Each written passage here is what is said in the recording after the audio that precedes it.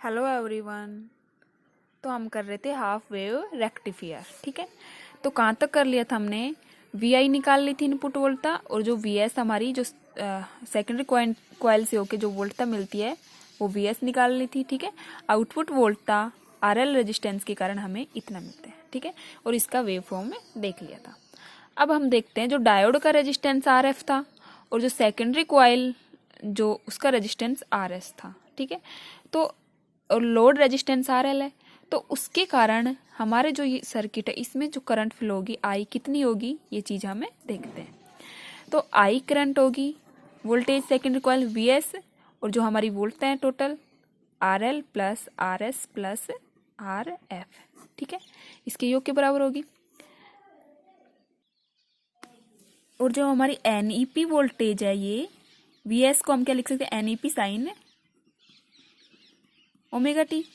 ठीक है, अपॉन जो हमारा आर एस और आर एफ है, जो हमारी सेकेंडरी कॉइल और जो आर एफ है डायोड के कारण जो रेजिस्टेंस है उसको हम आर से डिनोट करते हैं प्लस आर एल। ठीक है, और एन ई पी को हम जो एन चक्रों की संख्या इसकी फेरों की संख्या का रेशियो है, प्राइमरी और सेकेंडरी कॉइल के फेरों की संख्या का रेशियो है। ठीक है, तो उसको ई एम से डिनोट करेंगे। ई एम क्या, एन ई पी सी। अलग एक दिया कि प्राइमरी जो प्राइमरी हमारी कॉइल होती है उसके कारण जो वोल्टेज वो ई एम के बराबर होगी। तो एन ई पी की जगह हम ई एम वोल्टेज पुट करें, E M sine omega T upon R plus R L.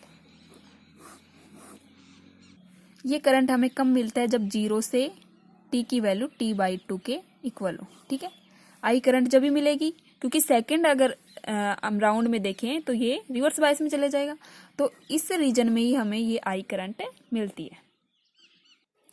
तो टोटल ये जो E M upon R plus R L होता है इसको हम आई एम से डिनोट कर सकते हैं। तो I equal to I M sine omega T इसको लिख सकते हैं। ठीक है, तो ये इक्वेशन हमारी फर्स्ट, और ये इसी को हम डिनोट कर रहे हैं इसके द्वारा।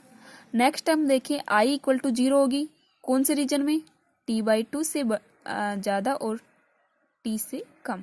इस रीजन में हमारी आई की वैल्यू हमें 0 मिल रही है। ठीक है, तो इसको हम सेकेंड इक्वेशन से शो करें। ये इक्वेशन हमारी ये मिल रही है। ठीक है, इसको E M upon R plus R L को हमने आई एम शो किया है, क्योंकि v बराबर आर आई होता है और I equal to V upon R होता है। तो यही तो है वोल्टेज अपॉन रेजिस्टेंस, तो इसको आई एम से रिप्लेसमेंट किया है। ठीक है, तो इक्वेशन 1 हमारी ये है और इक्वेशन 2 ये है कि फर्स्ट राउंड में हमें करंट इतनी मिलती है और सेकंड राउंड में हमें करंट 0 मिलती है। यहाँ से अगर हम आई एम देखें तो आई एम क्या है, E M upon R plus R L. ठीक है, जहाँ आर क्या है, R S plus R F. ठीक है, यहाँ से हमने आर क्या है, R S plus R F. यहाँ तक क्लियर है? एक बार दोबारा हम रिकैप करते हैं, इसको ध्यान से देखना। वी आई हमारे पास क्या था, ई P sine omega T, primary कुंडली के कारण वोल्टेज है। ठीक है, ये इनपुट में हमने दिया था। वी एस हमें क्या मिला, N E P sine omega T. ठीक है, और जो वोल्टेज वी नोट थी वो I R L. I current हमें कितने मिलती थी? आई करंट हमें जब राउंड हमें फर्स्ट राउंड लेते थे 0 से t/2 वेव फॉर्म में हमें देख लिया। ठीक है, तो क्या मिला हमें, V S upon R plus R L. R की वैल्यू क्या है, R S plus R F. ठीक है, ये फर्स्ट राउंड की बात कर रहे हैं, ये रेंज देखो। और वी एस क्या है, N E P sine omega T upon R plus R L. N E P को E M equal to N E P होता है मान।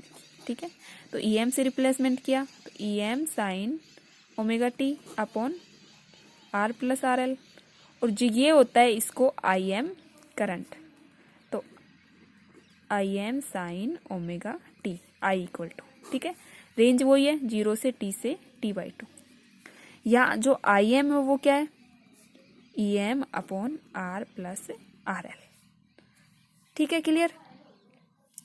और नेक्स्ट हम सेकंड केस में देखें। सेकंड केस में अगर T/2 से T की वैल्यू T तक देखें, इस रेंज में करंट हमें 0 मिलता है, बिल्कुल स्ट्रेट लाइन मिलती है, ठीक है। तो इस रेंज में हमें करंट 0 मिलता है। क्लियर यहाँ तक?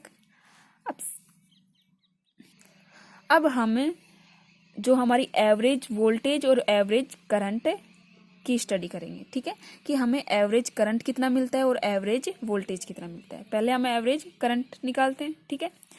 तो फर्स्ट हम करेंगे average voltage, sorry average current का। तो हमारा टॉपिक क्या हो जाएगा? Average value of pulsating current end voltage, ठीक है। तो करंट और वोल्टेज निकालनी है, स्पंद मान निकालना है, इसका स्पंद मान धारा और वोल्टता का औसत मान, ठीक है। तो ये एक बार देख लेते हैं होती क्या है, कि जो करंट होती है वो समय के सापेक्ष चेंज होती है।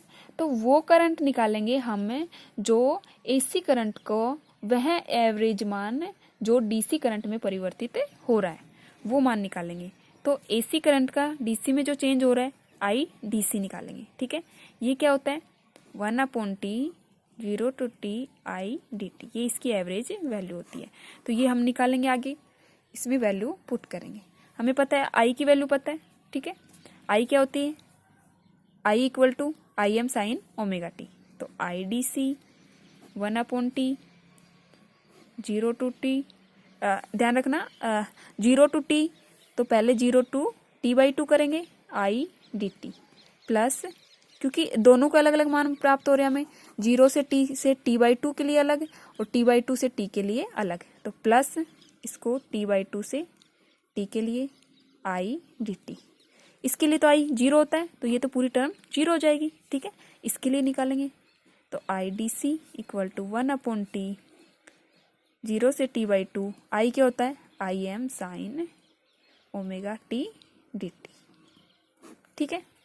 अब आई एम तो कांस्टेंट है, इसको तो बाहर ले लेते हैं। तो I D C I M by T 0 से T/2 sine omega T D T. अब इसका इंटीग्रेशन करेंगे हम, ठीक है। तो इसका इंटीग्रेशन करें तो I D C equal to I M by T sine omega T का माइनस कोस ओमेगा टी, ठीक है। तो यहाँ से limit minus cos omega T और ओमेगा टी का करेंगे तो वो उसके डिवाइड में जाता है, तो ओमेगा और 0 से T/2, ठीक है। अब लिमिट पुट करते हैं I D C I M by omega T, minus sine है, ठीक है। तो माइनस साइन इसकी वैल्यू पुट करते हैं, minus cos omega T minus cos omega into T/2 और 0 वैल्यू पुट करते हैं, माइनस के साथ आता है ये, तो प्लस कोस 0, इसकी वैल्यू तो 1 होती है।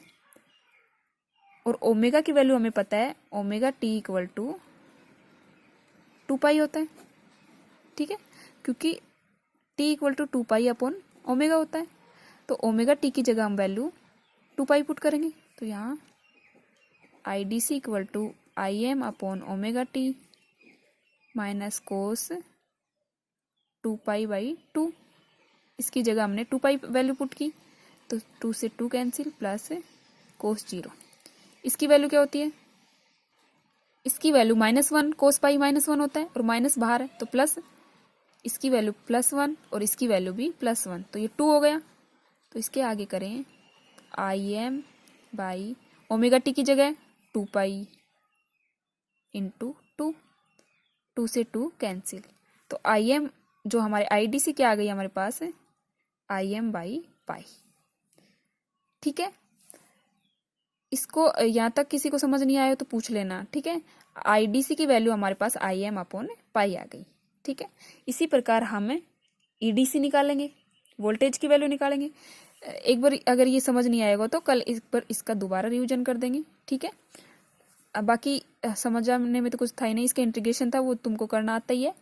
और आई डी सी निकाला आई एम अपॉन पाई आया, क्लियर? ओके, तो कल हम इसका वोल्टेज देखते हैं कल इसकी। तो कल करते हैं। Okay, bye bye.